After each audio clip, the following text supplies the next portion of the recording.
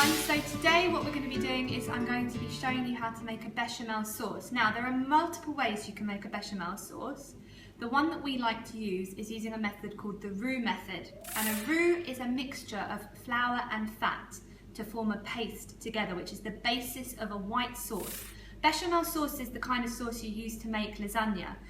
You can add lots of spices into it, you can add cheese into it, and what we're going to be doing today is making the simplest version. Okay, so ingredients that you need for this are 25 grams of flour, which I've weighed out, 25 grams of butter, and then you need 300 millilitres of really cold milk. It's better that it's been in the fridge, and this actually helps prevent the lumps forming in the sauce, which is what we want to avoid. You're also going to need a saucepan, heavy bottom saucepan, a wooden spoon, and then we have seasoning. So for seasoning we're going to be using salt, pepper and nutmeg. Now nutmeg is a spice. It comes in two forms. The first form you can buy is an actual nut. Well, it looks like a nut. It's not a nut, but it's the whole spice. And what you do with this is you can grate it into your food. Much easier, however, to use the pre-powdered spice, which you can buy in jars from most supermarkets, and that's what I'm going to be using today. Okay, so to start off with, what we're going to do, and if I can ask you to come closer to see inside the pan.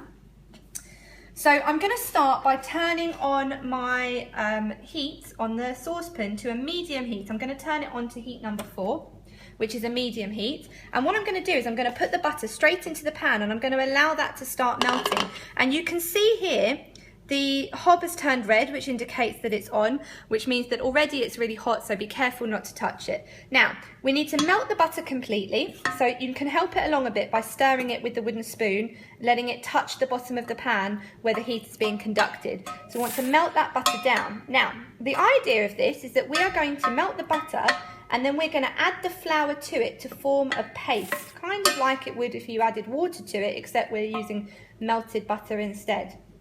And flour is a thickening agent. So what flour does is when we add liquid to it, it absorbs the liquid, and it will allow the sauce to be nice and thick and rich as opposed to thin and runny. So we use flour as a thickening agent. Right, now the butter, as you can see, has melted. It's been melting for about 2 minutes, and I've been stirring it the whole time. This is the time when I want to now add the flour. If I let this butter continue to cook, what's going to happen is it's going to turn brown and it's going to burn, which we don't want because that will discolour the sauce. So what I'm going to do is I'm going to sprinkle in my flour all in one go, and I'm going to quite quickly stir it together, and as you can hear, started to sizzle because the flour is almost frying in the butter.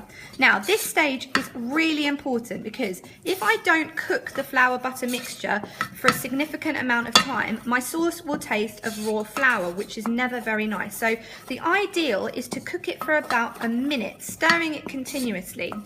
If you don't stir it continuously, you'll get a situation where the flour catches at the bottom of the pan and will burn. Alright, so now we've been stirring for about a minute, the flour is cooked out and we're ready to add the milk. But actually what I'm going to do is I'm going to remove the pan from the heat to the side, being careful of the hot stove all the time, and I'm going to start adding the milk off the heat so that we don't have the chance of it burning. Now, I'm only going to add a very small amount of the milk. Now your partner can do this while you stir, and what you want to do is you want to stir that milk through the flour, and the flour will start to soak up all of that milk, and it will be a slightly runnier mixture, slightly runnier paste than it was before. And you want to do this until all the lumps of flour have been sort of mixed in with that milk.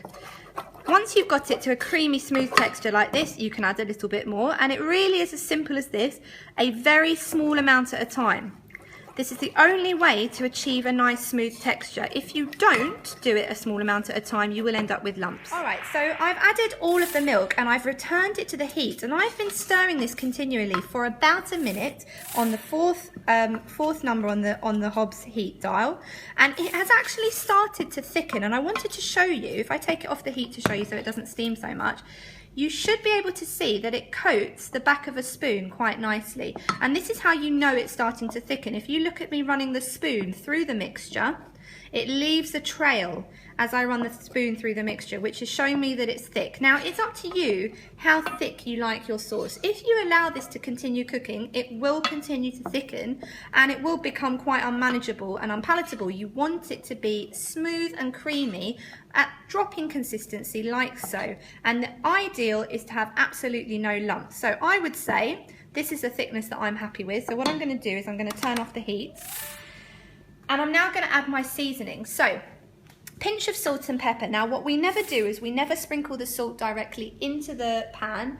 Reason why we don't do this is the holes on the salt container are really large and a lot more salt comes out than is necessary, and it also wouldn't taste very nice. So what I always do is I put the salt in my hand so I can see actually how much is going in, and then I sprinkle it into the sauce.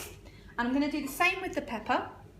So sprinkling it into my hands. Now this sauce can really hold a lot of flavour. So adding a substantial amount of pepper, whatever is to your taste, is absolutely fine because it gives the sauce a bit of a kick, which is nice. Stir that through. Now for some grated nutmeg. I'm going to use the pre-grated nutmeg. And I'm just going to hold the lid carefully in case it comes off. And I'm just going to do a light sprinkle. Around about the same as you would have done with salt. Okay? Stir that through. Now, this is the basic bechamel. This sauce can be adapted in lots of ways, but what you're going to do for your roux-based sauce, for your practical, is you're going to add 50 grams of grated cheese. You need to do that while the sauce is still hot, and you need to stir it through even though it's off the heat. The residual heat that's in the pan will melt the cheese, and you'll have a really lovely creamy, gooey sauce. And that is how you make a bechamel sauce.